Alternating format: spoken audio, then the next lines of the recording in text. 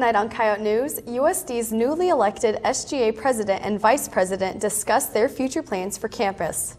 The National Music Museum needs $15 million to expand, and while most students spent their spring break relaxing, the USD Chamber Singers were busy performing. Plus, the women's basketball team lost to SDSU in yesterday's Summit League Championship, but their season may not be over. Those stories are coming up, but first, headlines with Jolanne Doom. Thanks, Cassie. After 2 days of voting, the Vatican has elected a new pope to succeed former Pope Benedict XVI. Earlier today, the cardinals of the Catholic Church voted twice to choose a new leader, and no candidate was able to get the 77 votes needed. But late this afternoon, white smoke emerged from the Vatican chimney, indicating that Jorge Mario Bergoglio of Argentina was elected to the papacy. The 76-year-old former cardinal will take his seat in the Vatican immediately. The search for a missing New Orleans teacher continues. 26-year-old Teralyn Monette has been missing since March 2nd, but she was out celebrating her nomination for Teacher of the Year with her friends and was last seen at 4 in the morning outside of a bar. Monette was talking to an unidentified male who's been interviewed and ruled out as a suspect. The teacher's vehicle, a 2012 black Honda Accord, has also disappeared. And a firefighter was forced to fight a blaze in his home in a small New York town. Michael Cosgrove found out that his residence was the emergency situation as he and his fellow firemen approached the blaze. The fire started after a pickup truck crashed into the house. Cosgrove's family was inside the house when the fire started, but they escaped unharmed. And those are your headlines. A Minnesota company is bringing 1,000 information technology consultant jobs to Vermillion as part of an effort to keep high-tech positions from being shipped overseas. Governor Dennis Dugard made the announcement in a news conference on USD's campus this afternoon. Eagle Creek Software Services provides tech support to large healthcare, financial services, and other companies. The plan to build a new 200-employee office in Vermillion and partner with USD to help train its potential hires. The company president says South Dakota is a business-friendly state with no corporate or income tax. Governor Dugard joins us live in the studio with Coyote News' Kathleen Surrey. Thanks so much, Cassie, and thanks so much for being with us today, Governor Dugard. Eagle Creek Software Services just announced that they're coming to Vermillion. Can you tell us how this is going to benefit the community of Vermillion as far as jobs and different businesses coming to the area are concerned? Well, I think it's a win-win-win situation. It's a win for the state of South Dakota. Eagle Creek Software presently does business in Minnesota, North Dakota, and also in Pierre, South Dakota. They were interested in creating a second location in South Dakota, and they do like doing business in South Dakota, as Ken said, because of our business-friendly environment. We last visited I personally visited with them at the Buffalo Roundup, where we were hosting them, and we were encouraging them to look at a variety of communities, and we asked them to look at Vermillion as one of those communities. And Steve Howe and the Vermillion Economic Development Corporation participated in conversations with Ken when he visited the community. The Economic Development Corporation is going to be building a building to house the tech center. I know they're going to be making application for a ready loan from our Office of Economic Development. But our office is also going to support the company's move here and their hiring here with tuition support to University of South Dakota students, up to 12 credit hours, tuition and fees paid for specific software and other courses that would be valuable to Eagle Creek. And that will help position USD students, as well as pay for some of their schooling, and get them lined up for opportunities at Eagle Creek. I know they're going to start having some training fairly soon, and next fall begin encouraging undergrad students and postgrad students to start taking some of those software courses as well. Our last kind of off-topic question, you signed the bill last week that will allow South Dakota teachers to carry guns in school. What do you think about guns on college campuses? Well, I think, first of all, it's important for your viewers to understand the elements of the School Sentinel bill. The legislation is permissive only. It allows a school district to authorize a specific person or persons, if they choose, to be armed in the school environment, much like many schools provide for armed law enforcement on the school premises. In fact, my children were attending school in Del Rapids, and they had an armed law enforcement officer in the school all the time. The people will have to be trained the same way that a law enforcement officer is trained, and they will also have to visit with law enforcement locally and be authorized by them as well. All right, thanks so much for being with us today. Okay. That was Governor Dennis Dugard, and live from the studio, I'm Kathleen Surrey. Thanks, Kathleen. Locking your car is generally a good idea at any time, but now it's become even more important for people in Vermilion. Since the beginning of the year, there's been a sharp increase in the number of car break-ins in Vermilion. Streets such as Madison, Lincoln, and Clark have all been affected. Belongings stolen during the break-ins include iPods, cell phones, and book bags. Police officer Luke Trowbridge says that he and his fellow officers are taking extra measures to prevent future break-ins. Our natural response is to increase our patrol efforts in the particular areas that it's affecting. Trowbridge says if you suspect that your car has been broken into, avoid touching anything in your car until a police officer is on scene. Always lock your car and try to park around other cars in well-lighted areas. He says that property cases are tough ones to crack, so the station keeps a map which helps them to pay special attention to affected areas. Though many break-ins have been reported, new cases are at a For the standstill. recent items, we haven't quite led ourselves to a suspect at this point. Trowbridge says the Vermilion PD and UPD are working together to keep campus and the community safe. Coming up after the break, a national advocate for gay marriage is coming to campus, and Brackens, and I'm legitimately concerned for the USD Soda Stealers' well-being. Stay tuned.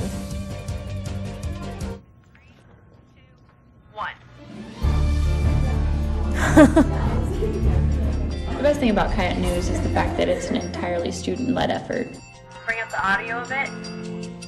The planning, the content, the crew, it's all students. Stand by camera 2. We learn all these hands-on skills that will prepare us for our futures.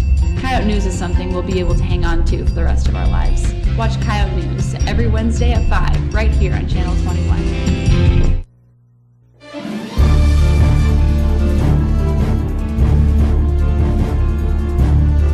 He's been on David Letterman's Late Night, The Ellen DeGeneres Show, and even The Daily Show with Jon Stewart. Now he's coming to USD. Zach Walls is an advocate for equality within the Boy Scouts National Organization. On Monday night at 7:30, he'll be talking about gay marriage in a lecture at the Farber Center. Walls became a viral hit when he testified in support of gay marriage in front of the Iowa House of Representatives. He spoke out against a resolution which, if passed, would have ended civil unions in Iowa. Walls described his own experience as the son of 2 lesbian partners. The Muck, USD's athletic facilities, and now the National Music Museum are renovating. The museum is starting its campaign to raise $15 million to expand its current collection. The Music Museum is currently located in its own building, but with the renovation, it'll expand into the South Dakota Union Building. The expansion means there will be room to display the many valuable items now located in storage. The campaign will fund a building addition that'll connect the original museum with the Union. The project is set to begin construction this year. for many students, spring break is considered a time for traveling, partying, or relaxing. But as Coyote News' Beth Sherrod reports, for the USD Chamber Singers, spring break is a time to perform. The USD Chamber Singers traveled through 5 states during the last week and had about 20 performances. There are 8 evening formal concerts and then about 10 to 12 church services or school visits and things like that. This group of 32 students has been practicing all year for this 1 week. We have a section of every week is usually about an hour, and then we have, it's called jam session, which is also an hour that we meet Wednesday nights at 9 o'clock. Just like any group, the Chamber Singers have had challenges to overcome. The biggest challenge I would say for this year is that we had a lot of new members, but I think we're doing it pretty well. We're getting together, we're sounding pretty well balanced as an ensemble.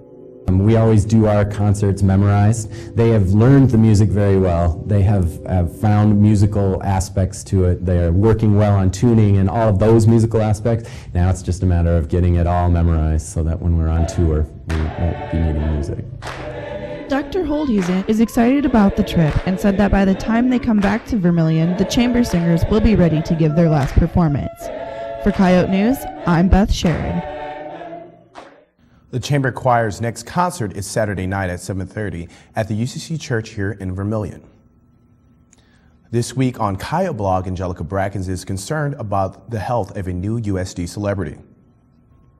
We all know that Aramark pretty much steals money from USD students with their $30 cases of bottled water and $20 4-packs of Red Bull.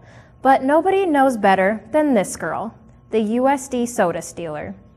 This girl was caught in the act by a fellow student who recorded her and uploaded the video to YouTube. This video now has over 1,300 hits. That's more than my Rebecca Black Vermtown parody video and any of Chris Kirkaby's commentaries combined. This girl brings about 10 bottles and fills them up every time she eats at the Muck or the Commons. My question is, why? I mean, I understand the concept of free refills, but come on. Who on the face of the planet needs that much soda? 10 bottles of soda every day? How much does that girl pee? Seriously. If that doesn't raise a bladder concern, it must surely raise health concerns. Hello, diabetes, ever heard of it? I myself am not a huge soda drinker. Frankly, it burns my throat and makes it painful for me to drink, but sometimes I like the burn. But I couldn't ever steal 10 bottles worth of soda, even to spite Aramark. Maybe she pawns it off to other USD students to make a few quick bucks. Maybe she donates it to a third world country, but let's be real. She doesn't do any of those things. She steals soda purely for the fact that she is addicted to it. Now all Aramark employees will be watching like hawks at the soda machine. Thank you, USD soda stealer. On behalf of Aramark, and channeling the wise words of Taylor Swift, I knew you were trouble when you walked in and stole a year's worth of soda. For Coyote Blog, I'm Angelica Brackens.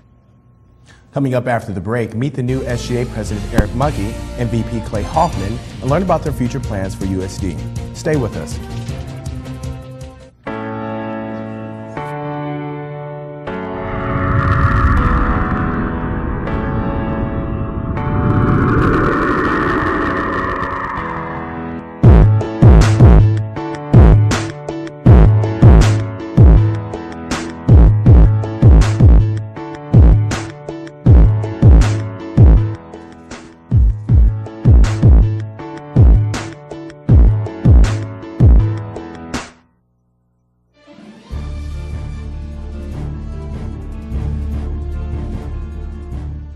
The USD History Department is going through big changes. Current Department Chair Judith Sebestia is retiring at the end of this semester and Kurt Hackemer is taking over.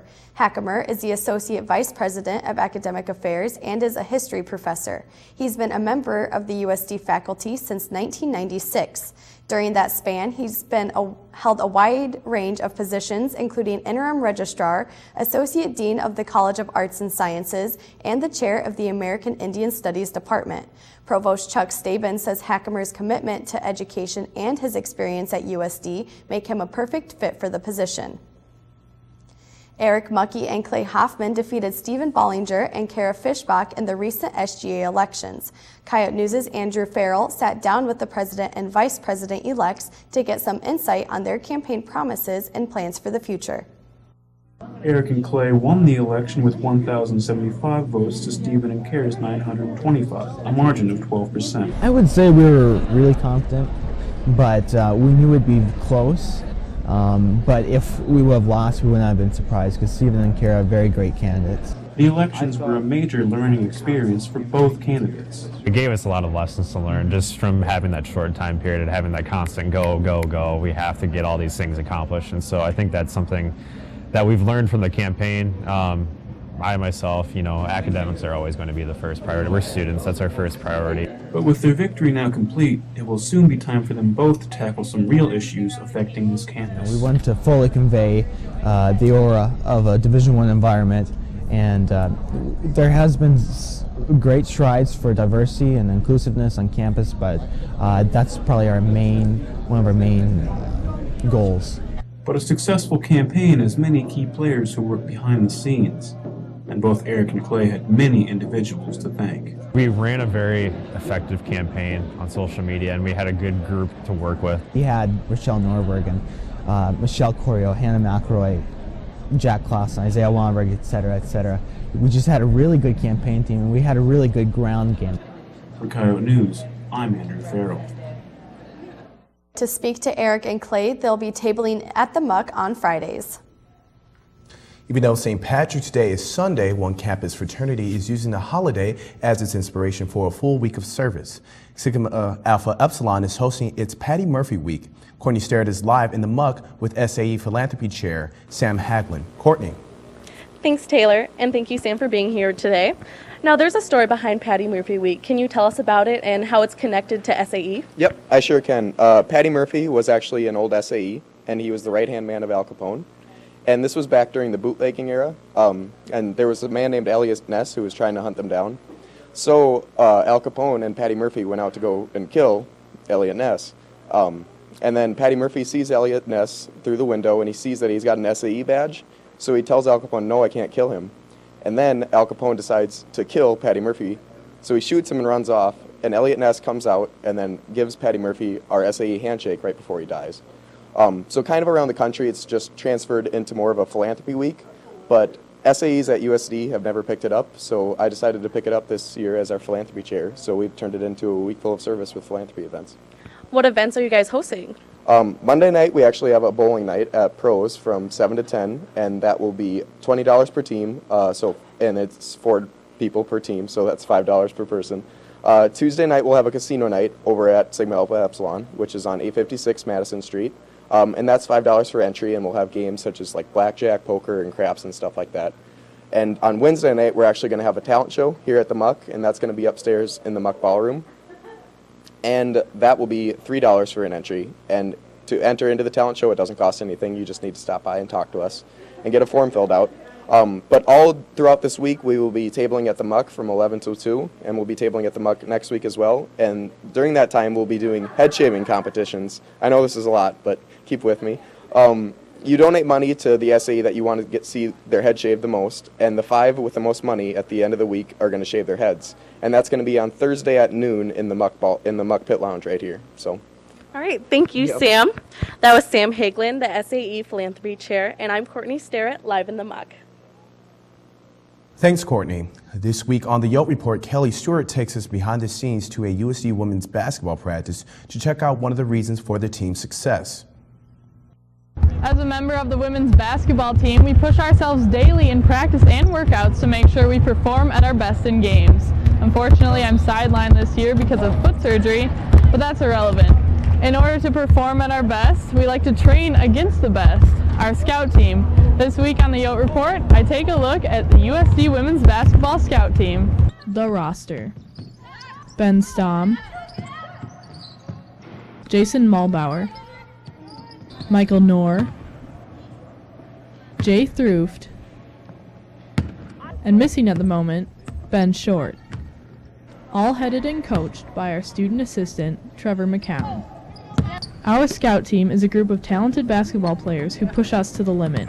But being on the scout team isn't just for anyone. These boys had to qualify for such a job. USD assistant coach Brooke Atkinson was responsible for making sure each member met the qualifications of eligibility. They're the same exact ones that our student athletes have to follow. They have to have gone through the clearinghouse and been cleared. They have to be in 12 hours, which is a full-time student, and then they also have to be within their percentage.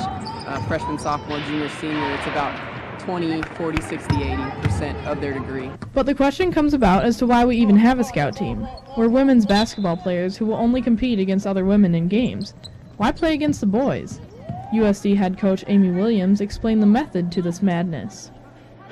Well, I think always it's a good idea to have a scout team of guys that are maybe a little quicker, faster, stronger, that can kind of challenge you beyond and push you beyond, your comfort zone. In addition to that, when we had several early injuries just for bodies in practice, for repetition, to be able to make it through the season, it was kind of out of necessity to implore these guys to come in and help us out. The scout team is a fun group of guys who bring great energy to our practices and enjoy playing basketball with and against us.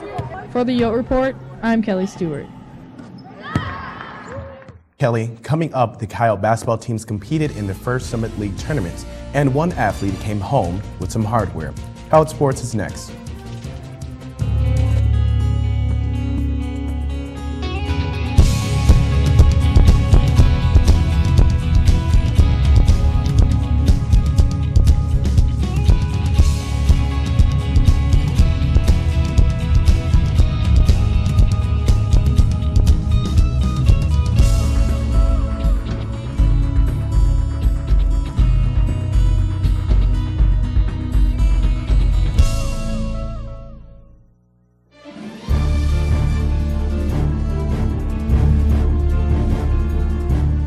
Today on Coyote Sports, USD pole vaulter Bethany Buell places at the NCAA Indoor Championships, and the women's tennis team is victorious over spring break.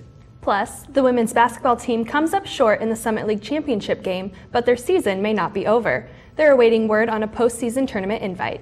And commentator Nicole Griffith says USD teams may be ready for D1, but USD fans are not. But first, sports headlines. Jillian? Thanks, Alyssa. Chicago Bulls point guard Derrick Rose says he won't return until he's 100% ready physically and mentally. Rose suffered a season-ending ACL injury last year and has been medically cleared, but he's still struggling with a hamstring injury. Tiger Woods' red victory shirt is back in action. Tiger was in full control at the Doral Cadillac Championship and never let anyone get within 3 shots. Woods now has 5 wins in the last year and can return to number 1 with a win at Bay Hill in 2 weeks. The Minnesota Vikings have traded wide receiver Percy Harvin to the Seattle Seahawks. The Vikings will receive the Seahawks' 2013 first-round draft choice. Harvin led the league in total receiving, rushing, and returning yards through 9 games in 2012 until he was injured. And those are your sports headlines.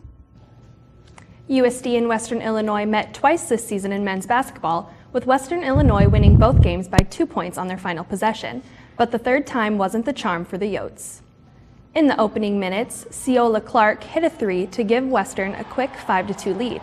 Minutes later, with the game tied, Trevor Gruce backed up his defender and laid it in for 2. Then, with just over 3 minutes to the half, freshman Tyler Flack took the dime from Gruce and threw it down to give the Yotes a 21-19 lead. USD went into the locker room up 4 at the half. The Yotes held the lead until Clark hit 5 straight points, including a 3-pointer, to put the Leathernecks up 1 with 4:48 to go. A minute later, with the Yotes down 5, Gruce threw down a reverse slam to get the crowd back into the game. But the Leathernecks came right back with a big 3-pointer by Jack Haupt to make it a 6-point game with just over 2 to play. Then, with just a tenth of a second left, Javal Miles pulled up from well beyond the arch to bring the Yotes within 1. But it was too little too late as the Yotes fell 54-53. The South Dakota State Jackrabbits defeated the North Dakota State Bison 73-67 to win the Men's Summit League tournament and advance on to the NCAA tournament. It was an up and down season for the USD women as injuries left them with just 10 active players for most of the year. Yet they still finished 3rd in the conference and found themselves in the spotlight at the Summit League tournament. After defeating NDSU and IUPUI, the Yotes earned a date with South Dakota State with a chance to go dancing in the NCAA tournament. Nicole Seekamp continued her sharpshooting in the first half as she hit a 3-pointer to put the team up by 3. She had 17 first-half points. Then, with the half winding down, Alexis Yackley dished to Margaret McLeod, who put it in for 2. USD led by 4 at the half, and the Yotes jumped out to a 5-point lead early out of the locker room as Seekamp connected from downtown again, but she was held scoreless for the remainder of the game. With 5 minutes remaining, SDSU's Ashley Ides' 3-pointer put the Jacks up 2. And she scored 9 points in the final 5.5 minutes. With just over a minute left in the game, Yackley found Polly Harrington for an easy bucket, and the Yotes cut the lead to 1. Down 3 with 6 seconds to go, Yackley missed a free throw, got the rebound, and put up an off-balance 3 for the tie. But it was no good, and the Jackrabbits won the Summit League tournament by a final score of 56-53. SDSU will represent the conference in the NCAA tournament, and USD's Tempest Wilson and Seekamp were named to the Summit League All-Tournament team, and Seekamp was the tournament's MVP. Women's track and field star Bethany Buell earned her first indoor All-American honor at the NCAA Indoor Championships. Buell placed 6th in the pole vault with a jump of 14 feet 1 1/4 inches. That records her 3rd collegiate All-American honor and 2nd first-team award. Natalia Bartnovskaya of Kansas won the event with a vault of 14 feet 7 1/4 inch. Buell was the lone representative from the Summit League to qualify for the women's side of the indoor championship. The women's tennis team won its final 3 singles matches to earn a 5-2 win against Robert Morris in the team's last match of their spring break trip to Florida. The Coyotes went 4-3 in the Sunshine State, and head coach Malcolm Gilreath says the team showed great spirit and dug deep to win the meet. The Coyotes will return to the court Saturday in Ames, Iowa. And commentator Nicole Griffith has high hopes for USD in their first Summit League tournament, but she's a little disappointed after watching the action. USD students talk about how they wish the sports teams were doing better, wish they could have games like the big D1 schools, and they wish the bleachers were packed.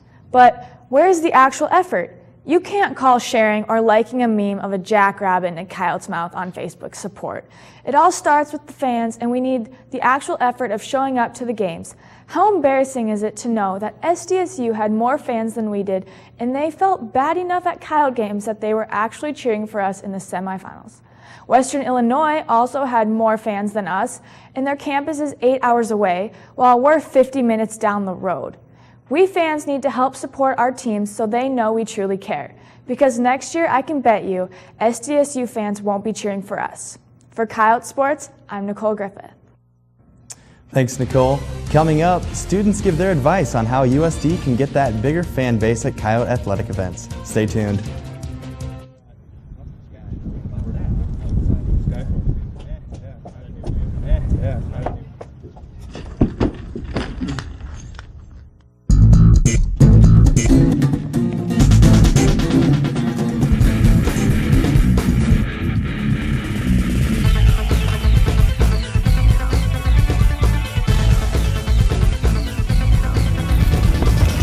Excuse me, ma'am, what is this? Obstacle course training. It's how we prepare our staff to get you the news first. Not bad. The Blonde, first to the news, first to you. The student's voice for 125 years.